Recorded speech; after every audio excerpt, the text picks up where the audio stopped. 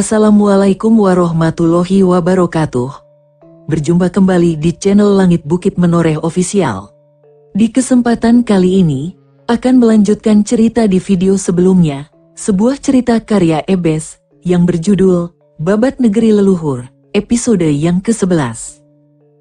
Sebelum kita masuk ke ceritanya, tekan dulu tombol like video ini dan jangan lupa tekan juga tombol subscribe channel ini, dan nyalakan juga lonceng notifikasinya, agar tidak ketinggalan cerita-cerita lainnya. Dan seperti apa untuk kisahnya kali ini, langsung saja kita masuk ke ceritanya.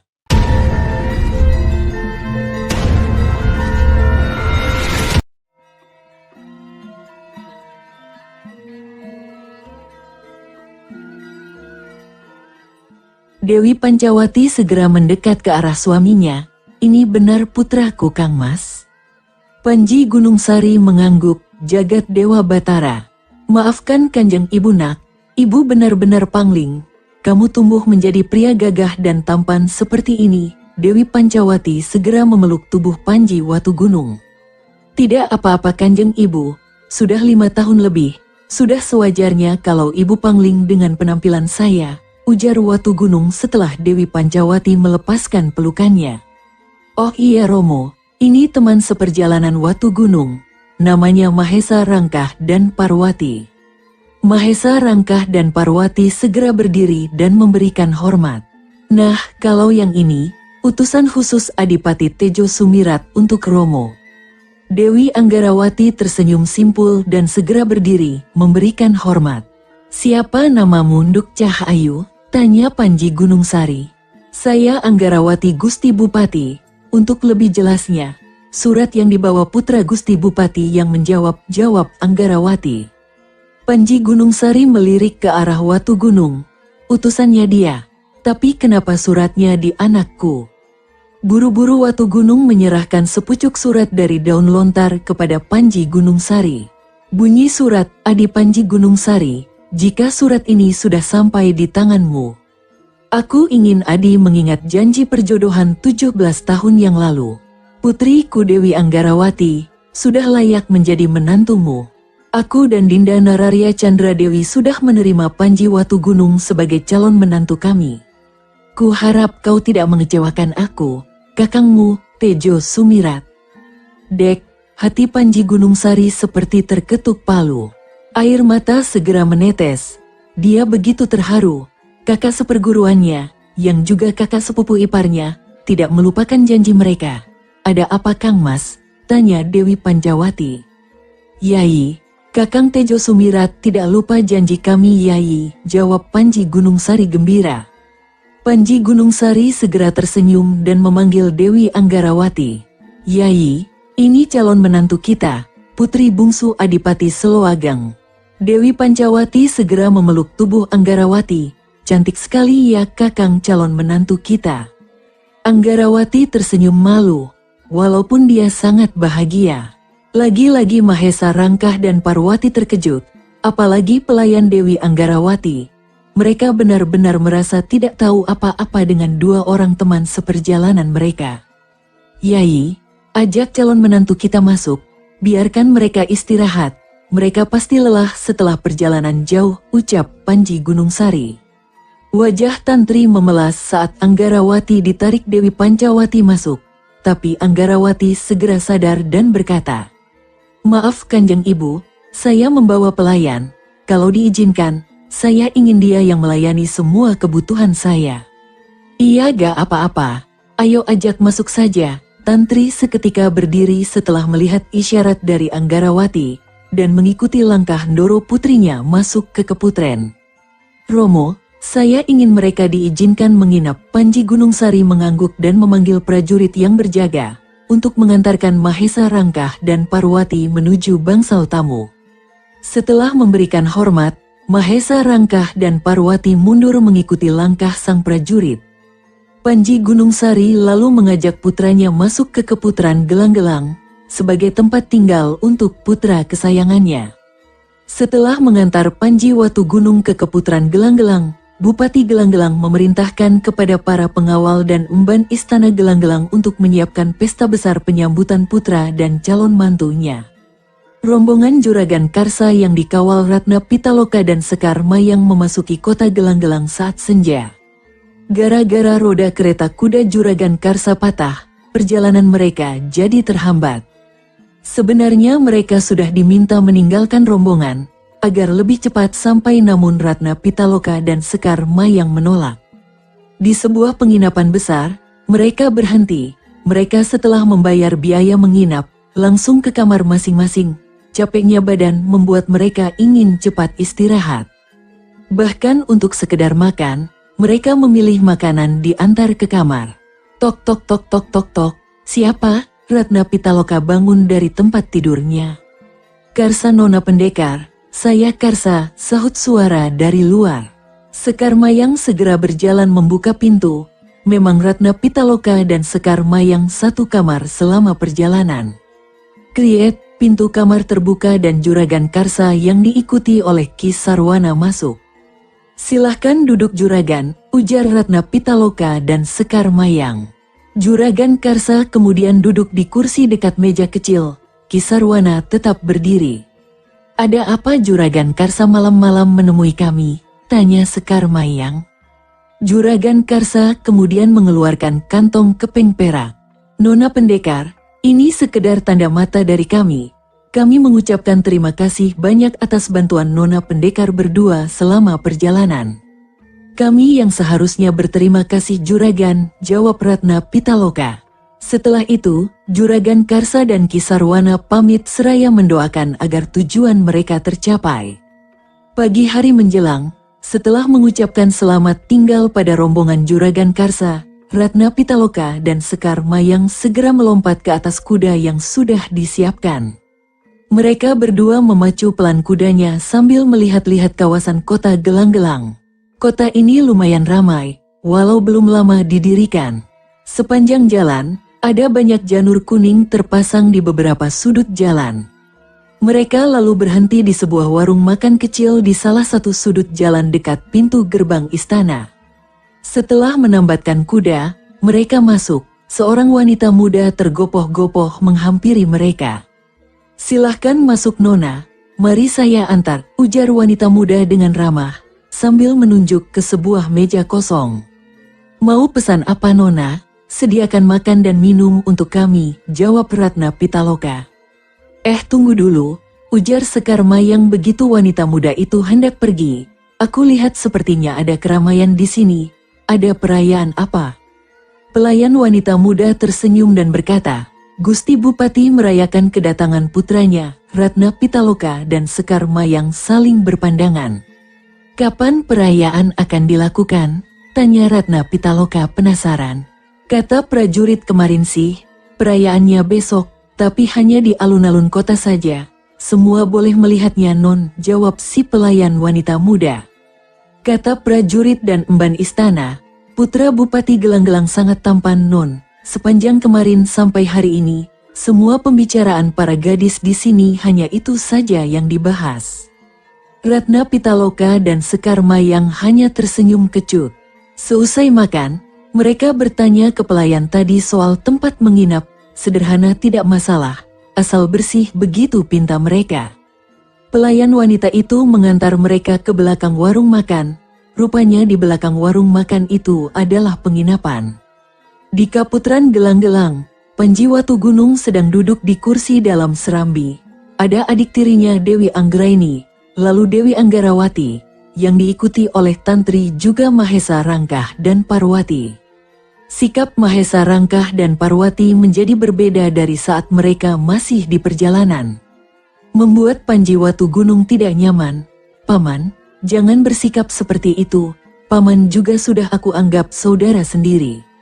Tapi Den Mas, saya harus patuh pada tata krama, akan lebih baik buat saya jika saya menghormati Den Mas Panji Watugunung dan Gusti Putri Anggarawati sebagai putra-putri bangsawan, jawab Mahesa Rangkah sopan. Terserah Paman saja. Oh iya, saudara Paman ternyata adalah tumenggung di Kabupaten Gelang-Gelang ini. Besok perayaan pasti hadir di Puri Agung. Terima kasih Den Mas atas bantuannya. Saya benar-benar beruntung bisa bertemu dengan Den Mas Panji. Kakang, kalau mau ke Selo Ageng, ajak aku ya, potong Anggraini. Kau itu masih kecil, belum boleh jalan jauh Anggraini. Ah kakang jahat, Anggraini sudah gede, sebentar lagi sudah 14 tahun, Anggraini cemberut. Kau ini tetap saja bandel ya, sahut Watu Gunung. Lah kakang juga begitu, tidak mau mengajak aku jalan-jalan. Sudah, jangan bertengkar, Dinda sama Kang Bok Anggarawati saja. Nanti Kang Bok ajak jalan-jalan, Anggarawati menengahi. Seketika wajah Anggraini ceria. Benar ya Kang Bok, awas kalau bohong. Hari itu mereka mengobrol kesana kemari sampai tengah hari. Mahesa Rangkah dan Parwati pamit ke bangsal tamu, Anggraini juga kembali ke Keputren. Panji Watu Gunung berniat jalan-jalan di seputar kota Gelang-Gelang. Anggarawati memaksa ikut, Tantri kembali ke Keputren. Panji Watu Gunung kali ini berdandan layaknya seorang putra bangsawan. Kain sutra biru menyelempang di pundaknya. Gelang bahu dari emas mengganti gelang bahu dari akar bahar. Celana sutra selutut, jarit parang serta sabuk kain berkunci perak benar-benar menambah ketampanannya. Di pinggangnya keris pusaka bertengger, sementara di punggungnya, pedang naga api tetap menggantung di sana. Sebuah sumping telinga emas berukir indah melengkapi mahkota gelung rambut khas bangsawan. Sebenarnya Panji Watu Gunung malas berpakaian seperti itu, namun juga tidak berani membantah perintah ayahnya. Melihat Panji Watu Gunung berdandan seperti itu, Dewi Anggarawati hanya bisa melongo. Dia tersihir aura kebangsawanan lelaki itu. Benar-benar keturunan darah biru sejati, gumamnya. Dinda, ayo berangkat. Anggarawati hanya diam. Dinda, jadi ikut tidak? Ucap Panji Watu Gunung sedikit keras setelah melihat Dewi Anggarawati masih bengong. Dewi Anggarawati seketika tersadar. Apa kakang?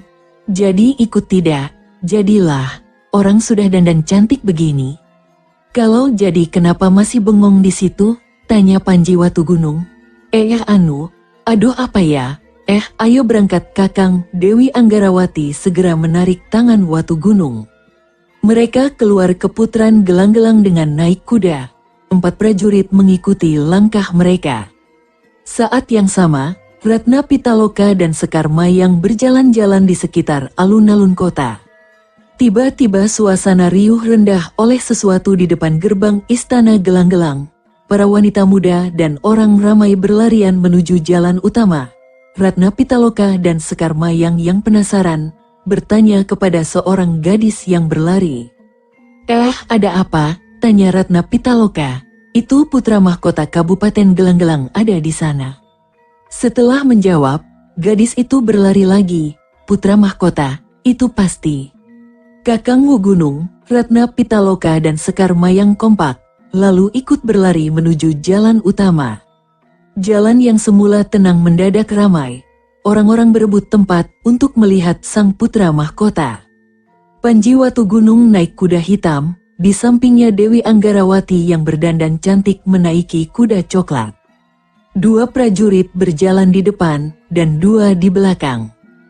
Dia tampan sekali, aku mau jadi istrinya. Dia pasti penjelmaan dewa, duh gagahnya. Siapa wanita itu? Aku iri padanya. Ratna Pitaloka dan Sekar Mayang merangsek maju, bengong seketika. Panji Watu Gunung benar-benar menjelma menjadi sosok yang berbeda. Hampir saja Ratna Pitaloka dan Sekar Mayang tak percaya kalau itu Panji Watu Gunung kakak seperguruannya kalau tidak melihat pedang naga api di punggungnya. Kakang Watu Gunung merasa ada yang memanggil. Watu Gunung menghentikan langkah kudanya. Lalu 2 orang gadis cantik menghadang perjalanannya. 2 prajurit segera maju menyongsong mereka. Prajurit, tunggu. Prajurit berhenti. Pitaloka, Mayang. Panji Watu Gunung segera melompat turun dari kudanya, berlari kecil menuju Sekar Mayang dan Ratna Pitaloka. Kedua adik seperguruan Watu Gunung segera memeluk tubuh Panji Watu Gunung, melepaskan rindu satu purnama tak bertemu. Anggarawati terkejut melihat pemandangan itu, hatinya panas bukan main. Dia tahu, kedua murid Empu Sakri itu menaruh hati pada calon suaminya. Segera perempuan cantik itu meloncat turun dari kuda, dan bergegas menuju Panji Watu Gunung dan adik seperguruannya. Anggarawati berdehem keras. Panji Watu Gunung segera menoleh melihat wajah Anggarawati yang cemberut. Segera Panji Watu Gunung melepaskan pelukannya. "Kalian kenapa bisa sampai di sini?" "Kami diutus guru Kakang," jawab Ratna Pitaloka. "Loh, ada masalah apa?" Kalau gitu kita ke Keputaran saja," ajak Watu Gunung menarik tangan Ratna Pitaloka dan Sekar Mayang. "Barang-barang kami masih di penginapan teratai Kakang," kata Sekar Mayang. "Biar nanti aku urusi." "Prajurit, ambil barang dua nona ini di penginapan teratai," ujar Panji Watu Gunung. "Siap laksanakan Gusti Panji," ujar prajurit sambil menghormat dan bergegas menuju penginapan teratai. Rombongan Panji Watu Gunung segera kembali ke Keputaran Gelang-Gelang. Sepanjang perjalanan Anggarawati cemberut, sedangkan Ratna Pitaloka dan Sekar Mayang tampak bahagia bertemu Panji Watu Gunung. Sesampainya di Keputaran Gelang-Gelang, mereka segera duduk. Sekar Mayang tak henti-hentinya berdecak kagum dengan keputaran yang megah. Sementara Ratna Pitaloka terus memperhatikan Dewi Anggarawati yang kelihatan tidak suka kehadiran mereka. Panji Watu Gunung segera memanggil emban keputaran untuk menyiapkan makanan. "Kenapa kau seperti tidak suka melihat kami di sini?" Ratna Pitaloka ketus pada Dewi Anggarawati. "Jelas saja, kalian kan pengacau," jawab Anggarawati tak mau kalah. "Apa katamu? Jangan harap aku menghormatimu karena statusmu sebagai putri Adipati Seloageng," Ratna Pitaloka meradang. "Aku tidak masalah kau hormat atau tidak. Aku cuma tidak suka kau dekat-dekat dengan calon suamiku," Anggarawati panas. "Baru calon, belum jadi istri, semua bisa belum tentu. Selama janur kuning belum melengkung, siapa saja berhak mendekati Kakang Watu Gunung," Ratna Pitaloka tersenyum mengejek. Sekar Mayang yang dari tadi hanya mendengar ikut menimpali. "Betul itu Kang Bok," Anggarawati mendelik tajam ke Sekar Mayang. "Kenapa? Tidak terima?" Sekar Mayang ikutan sengit. "Dengar ya Tuan Putri, di dunia ini bukan kau saja yang menyukai Kakang Watu Gunung, jadi jangan sombong karena statusmu sebagai calon istri. Belum tentu Kakang Watu Gunung mencintaimu, kan hanya dijodohkan." Muka Anggarawati semakin kesal mendengar kata Sekar Mayang. Namun kemudian gadis cantik itu segera tersenyum mengejek. "Statusku memang hanya tunangannya. Belum ada kata cinta dari Kakang Watu Gunung, tapi itu lebih baik daripada kalian." "Kau," ucap Ratna Pitaloka dan Sekar Mayang kesal. "Hai, ada apa ini? Kenapa kalian ribut?" Suara Panji Watu Gunung langsung mendiamkan mereka bertiga. Anggarawati segera berdiri dan memeluk tubuh Panji Watu Gunung. "Kakang, kau mencintaiku kan?" Panji Watu Gunung kaget mendengar omongan Anggarawati. Ratna Pitaloka pun segera berdiri. "Kakang, tentukan siapa yang kau pilih." "Aku, putri manja ini atau Mayang?" Panji Watu Gunung tersentak mendengar suara keras dari Ratna Pitaloka. "Ada apa ini?" Sambil garuk-garuk kepala, Panji Watu Gunung segera duduk. "Tunggu dulu, ada masalah apa ini? Kenapa kalian ribut seperti ini?" tatap Watu Gunung pada mereka bertiga. "Begini Kakang, sekarang kami jujur pada Kakang Watu Gunung." Ratna Pitaloka menghela nafas panjang sebelum berkata, "Aku, Mayang dan Putri Manja ini suka dengan Kakang, cinta dengan Kakang Watu Gunung. Sekarang Kakang pilih, siapa di antara kami yang akan Kakang jadikan istri?" "Dek," kata-kata Ratna Pitaloka bagai petir di siang bolong. Panji Watu Gunung memandang wajah mereka bertiga. Ada raut gugup bercampur cemas dari ketiga wajah perempuan cantik itu. "Apa yang harus kulakukan?" Tiba-tiba Panji Watu Gunung teringat tujuan Ratna Pitaloka dan Sekar Mayang. Sebelum menjawab, "Aku ingin tahu apa tujuan Dinda Pitaloka dan Sekar Mayang ke sini?" Ratna Pitaloka dan Sekar Mayang berpandangan satu sama lain, sedangkan Dewi Anggarawati terkejut dengan jawaban Panji Watu Gunung. Hening sejenak, "Saya dan Kang Bok Pitaloka diutus guru menyampaikan surat ke Gusti Bupati Gelang-Gelang," ujar Sekar Mayang pelan. "Sekarang, mana suratnya?" tanya Watu Gunung. Sekar Mayang merogoh ke dalam bajunya, lalu mengeluarkan kantong kain merah. "Ini Kakang," ucap Sekar Mayang sambil mengulurkan kantong kain merah itu pada Panji Watu Gunung. Panji Watu Gunung segera membuka kantor kain merah dan membacanya. "Nakmas Bupati Gelang-Gelang, aku mengirim pesan ini. Mohon maaf sebelumnya, aku harap Nakmas Bupati mengizinkan Panji Watu Gunung kembali ke Padepokan Padas Putih untuk sementara. Ada rencana jahat besar telah tersusun setelah pembagian wilayah Kahuripan. Gurumu, Empu Sakri, rencana jahat besar, apa maksudnya guru sebenarnya?" Berbagai pikiran membuat kepala Panji Watu Gunung pusing tanpa sebab. "Baiklah, aku memberikan jawaban.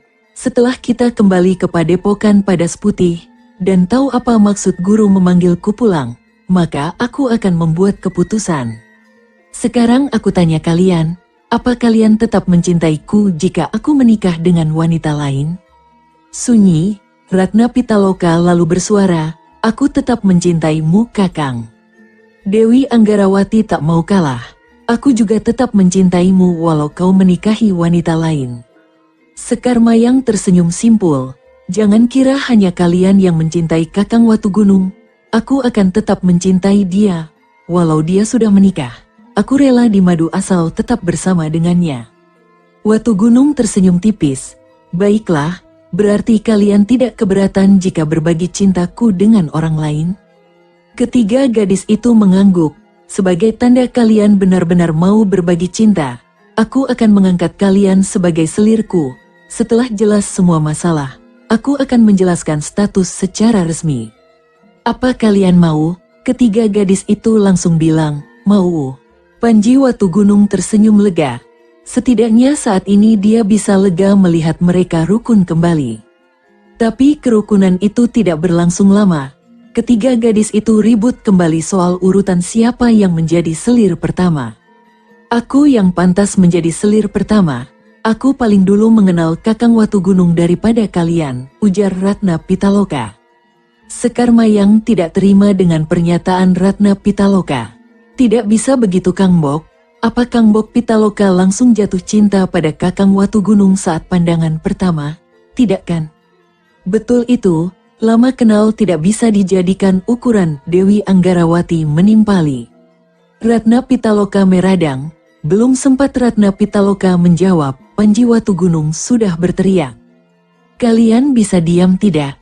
Ketiga gadis itu langsung diam. "Aku mengangkat kalian menjadi selir bukan untuk melihat kalian ribut. Aku hanya tidak mau kalian ribut mempermasalahkan aku. Kalau kalian masih ribut terus, lebih baik kalian pergi jauh dari sini dan jangan ganggu hidupku. Mengerti kalian?" Ketiga gadis itu mengangguk tanda mengerti. "Sekarang selesaikan masalah kalian, aku mau tidur. Kalau sampai nanti sore belum ada kata sepakat, sebaiknya kalian tidak perlu menemui aku lagi untuk selamanya."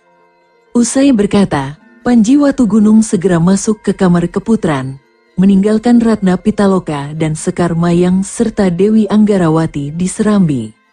Saat mereka bingung harus berbuat apa, penjaga gapura masuk mengantar Mahesa Rangkah dan Parwati yang ingin menemui Panji Watu Gunung. Melihat Anggarawati tengah kebingungan, dan dua orang gadis asing di sebelahnya juga sama, Mahesa Rangkah memberanikan diri untuk bertanya. Setelah mendengar cerita dari Anggarawati, Mahesa Rangkah lalu tertawa kecil. "Apa yang lucu Paman?" tanya Anggarawati. "Tidak apa-apa Gusti Putri, cuma hamba sudah tahu maksud dan Mas Panji Watu Gunung dengan mengangkat dan Ayu sekaligus menjadi selirnya," jawab Mahesa Rangkah. Lalu Mahesa urutan yang benar dari mereka. Anggarawati tetap menjadi calon permaisuri, sebab sebagai putri Adipati Selo Ageng tidak mungkin dia menjadi selir. Lagi pula dia paling awal dijodohkan dengan Panji Watu Gunung. Ratna Pitaloka dan Sekar Mayang menjadi selir pertama dan kedua, berdasar pada berapa lama mereka mengenal Panji Watu Gunung. Maksud Panji Watu Gunung mengangkat mereka menjadi selir, bukan karena nafsu semata. Panji Watu Gunung ingin mereka sama-sama rukun, tidak ada permasalahan. Setelah mendengar ceramah panjang lebar dari Mahesa Rangkah, Ketiga gadis itu akhirnya paham dan menerima penjelasan Mahesa Rangkah dengan lapang dada. Sore hari, Panji Watugunung keluar dari dalam rumah. Ia bermaksud menemui ayahnya untuk membicarakan isi surat Empu Sakri. Ketiga gadis itu masih ada di Serambi. "Kakang," Dewi Anggarawati tersenyum membuka percakapan. "Ada apa? Aku tidak mau keributan lagi. Aku pusing," potong Watugunung. "Duh, marah-marah terus. Untung saja tampan. Kalau tidak sudah kuulek jadi bumbu sayur," Dewi Anggarawati berkelakar sambil disambut tawa kecil dua gadis di sebelahnya.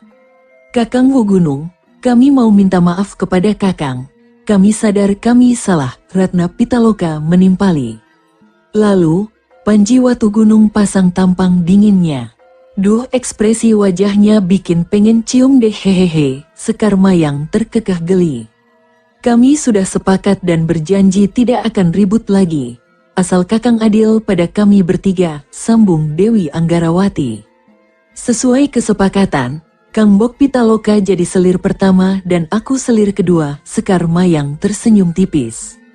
Seakan bisa membaca pikiran Panji Watugunung, Ratna Pitaloka berkata, "Anggarawati jadi permaisurimu Kakang." Panji Watugunung takjub dengan pemikiran mereka bertiga. "Dari mana kalian bisa menemukan jalan keluar untuk masalah ini?" Ketiga gadis cantik itu langsung tertawa melihat ekspresi wajah Panji Watugunung. Dan tentu saja Panji Watugunung tidak akan memahami dari mana pemikiran mereka bertiga. Karena Mahesa Rangkah dan Parwati sudah tidak ada di Serambi Keputran, mereka berdua pulang ke bangsal tamu usai menceramahi ketiga gadis cantik itu. "Karena kami telah sepakat, semua kebutuhan Kakang Watugunung biar kami yang menyiapkan," ujar Ratna Pitaloka. "Kami tidak mau ada perempuan lain yang mendekati Kakang Watugunung lagi," sambung Sekar Mayang. "Dan kalau Kakang mencari istri lagi, bisa kami pastikan calon istri Kakang akan tewas kami habisi," pungkas Dewi Anggarawati. "Lah kok jadi begini?" Panji Watugunung garuk-garuk kepala yang tidak gatal. "Biarlah. Yang penting mereka akur, itu sudah lebih dari cukup. Terserah kalian, yang penting tidak ribut. Aku mau menghadap Ayahanda Bupati untuk membicarakan tentang surat dari guru. Kalian mau ikut tidak?" ujar Watugunung sambil membenarkan bajunya. Ketiga gadis itu saling pandang dan kompak berkata, "Mau." Panji Gunungsari masih berjalan mondar-mandir di ruang pribadinya. Surat dari Empu Sakri masih ada di genggamnya. Di hadapannya, Panji Watugunung, Dewi Anggarawati, Ratna Pitaloka dan Sekar Mayang masih menunggu jawaban dari sang Bupati Gelang-Gelang. Malam semakin larut, setelah menghela nafas, Bupati Gelang-Gelang mulai berbicara. "Terlalu berat jika aku harus mengizinkan kau kembali ke Padepokan Padas Putih. Setelah batas Panjalu dan Jenggala ditentukan, akan sulit bergerak di Jenggala. Tapi karena aku juga pernah menerima ilmu dari Resi Empu Sakri, maka tidak ada alasan untuk menahan kamu tetap di sini." "Terima kasih Kanjeng Romo, aku bisa menjaga diri. Ayahanda tidak perlu khawatir padaku," ujar Panji Watugunung.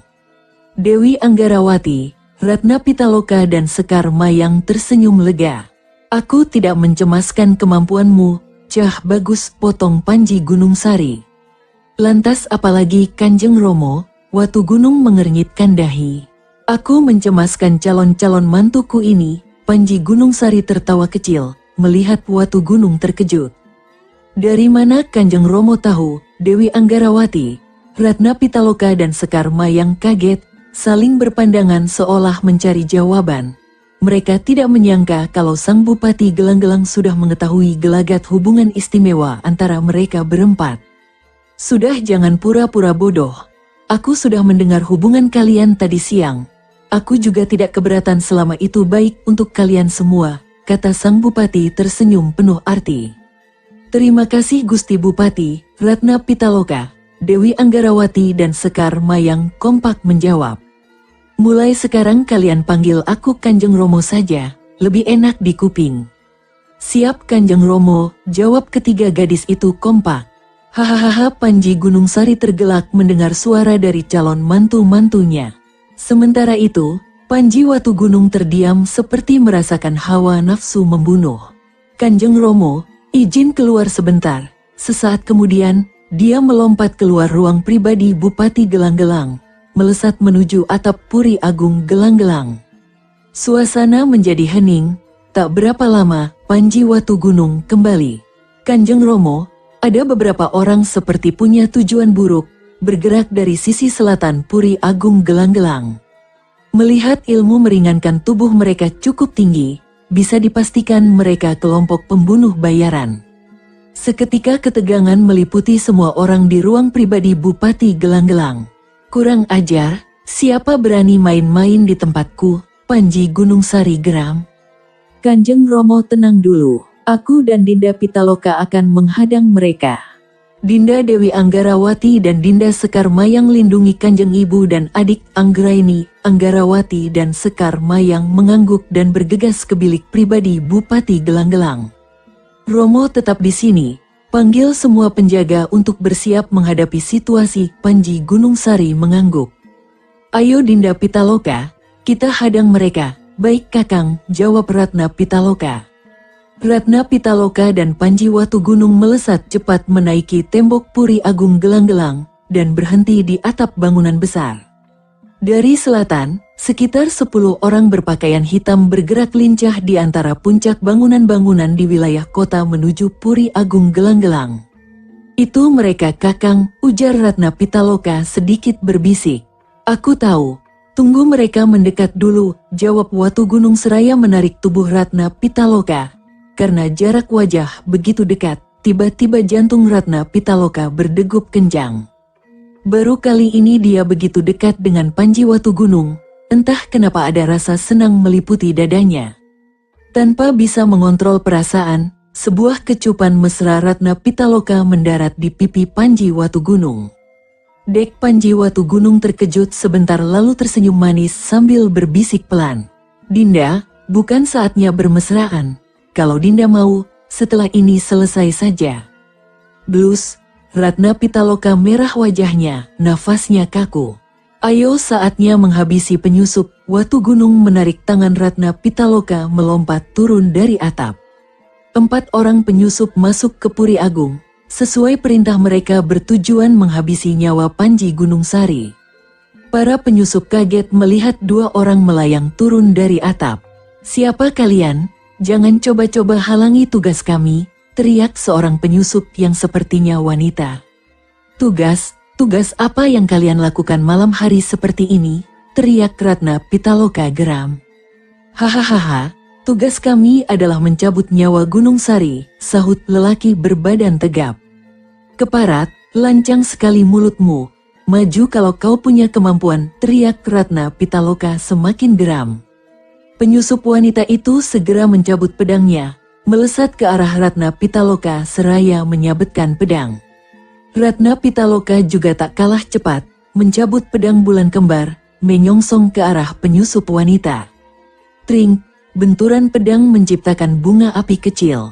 Kecepatan bertarung mereka terlihat berimbang. Namun sebenarnya Ratna Pitaloka hanya menahan separuh tenaga. Saat penyusup wanita lengah, Ratna Pitaloka menusuk lurus ke arah wajah penyusup wanita.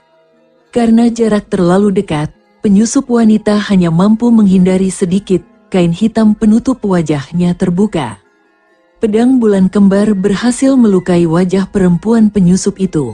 Ratna Pitaloka kaget melihat sosok penyusup wanita itu. Parwati, sudah kuduga sebelumnya. Ternyata kau memang berniat buruk, Ratna Pitaloka gusar. Parwati geram mengusap darah di wajahnya. Kakang Mahesa, ayo kita bunuh pasangan tengik ini. Penyusup berbadan tegap yang tak lain adalah Mahesa Rangkah, mencabut pedang besar. Matanya berkilat dengan hawa pembunuh pekat. Ayo kita habisi mereka. Teriak Mahesa Rangkah melesat ke arah Panji Watu Gunung diikuti seorang lelaki bertopeng. Parwati juga merangsek maju diikuti 1 orang berpakaian hitam. Panji Watu Gunung segera mencabut pedang naga api, menyiapkan kuda-kuda dan melesat maju menyongsong Mahesa Rangkah dan kawannya. Panji Watu Gunung dengan jurus pedang bayangan, bertarung dengan cepat. Puluhan bayangan pedang berwarna merah, bergerak cepat, menusuk dan membabat Mahesa Rangkah. Gila, cepat sekali gerakan pedangnya. Mahesa Rangkah berusaha menangkis sabetan pedang Watu Gunung dengan pedang besarnya. Namun dia kebingungan pedang asli Panji Watu Gunung ada di mana. Kawannya yang membantu juga kesulitan mencari celah untuk membongkar pertahanan Watu Gunung. Setelah bertukar lebih dari 10 jurus, Panji Watu Gunung melompat menyabetkan pedang ke arah Mahesa Rangkah, tapi berhasil dihindari. Tapi gerakan Watu Gunung yang cepat dapat mendaratkan satu pukulan ke dada kawannya. Sahabat pendengar setia Langit Bukit Menoreh ofisial yang berbahagia, sampai di sini dulu ceritanya. Bagaimana kelanjutan kisahnya? Nantikan kelanjutan cerita ini di video berikutnya. Agar tidak ketinggalan kelanjutan cerita ini, klik tombol subscribe channel ini, dan nyalakan juga lonceng notifikasinya.